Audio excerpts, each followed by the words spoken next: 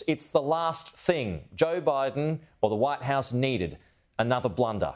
But moments ago, at the final event of the NATO summit, US President Joe Biden accidentally called Ukraine's President Volodymyr Zelensky Vladimir Putin.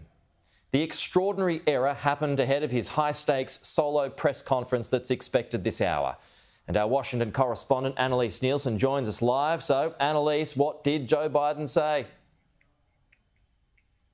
Look, Pete, the pressure is on Joe Biden already. Everyone's looking at his every move and mention since that disastrous debate performance. And this is exactly what he didn't need as he's trying to convince everyone, including those within his own party, that he's fit to go for another 4 years in office.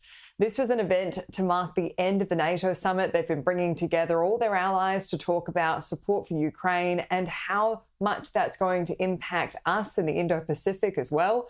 But at the very last moment, just as he went to introduce Ukrainian President Vladimir Zelensky, he said this. And now I want to hand it over to the President of Ukraine, who has as much courage as he has determination. Ladies and gentlemen, President Putin. President Putin. He's going to beat President Putin. President Zelensky. I'm so focused on beating Putin, we got to worry about it. Anyway. So this is, while we're still waiting for this press conference, he doesn't give many solo press conferences, and this was seen as the big thing to watch while we're all trying to assess whether he's fit for another 4 years. So to have that just in the hour before for his team would be excruciating. And for Americans, they're all watching this very closely. I can tell you every conversation I've had since that debate, people are talking about how Joe Biden is doing, and it's a live question.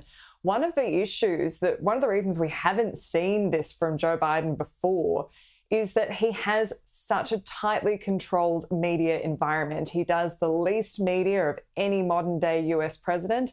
And there's a reason that we see such a controlled version of him. In fact, we've now been told that he did 2 radio interviews after that disastrous debate with small black radio stations, and he was only talking to those he was going to talk to at the grassroots level. Well, it appears they were only talking to those that would really agree to some extreme levels of control from the White House. So one of them, we remember, they were given 8 questions they were allowed to ask. They weren't allowed to vary from those questions, and they were read out verbatim to Joe Biden. That's when he accidentally described himself as a black woman.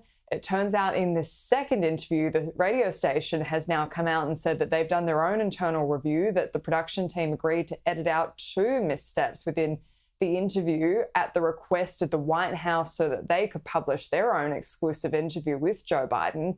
And they've now made the decision to release what was edited out so that people can hear.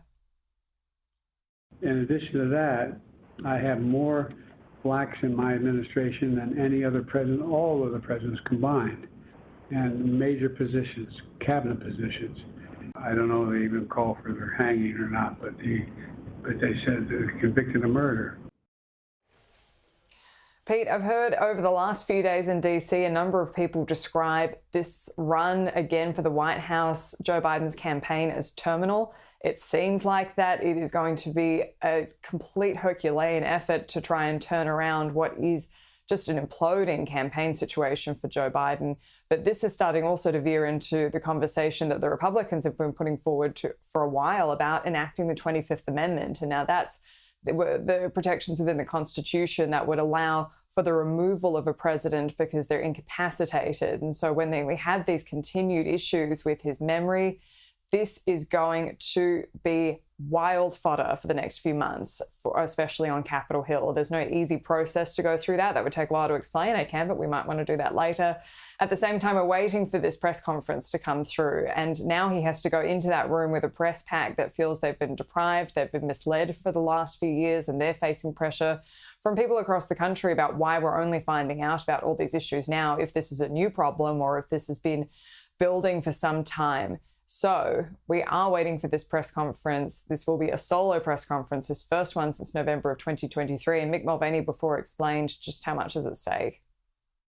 just continues to get curiouser and curiouser as we go forward. This is a big deal. There's no question about it. I never thought I'd say that about a press conference. Donald Trump gave one just about every single day. Most presidents gave them regularly, but to have this press conference now get all of this attention, it's just stunning. Pete, you've got to imagine here in DC, everyone is still in town. It's coming to the end of the session week when people go back to their districts. But this is panic stations for Democrats while they're watching this unfold. Yep, and it is a problem entirely of the Democrats' making. Annalise, thank you. We will talk to you again soon.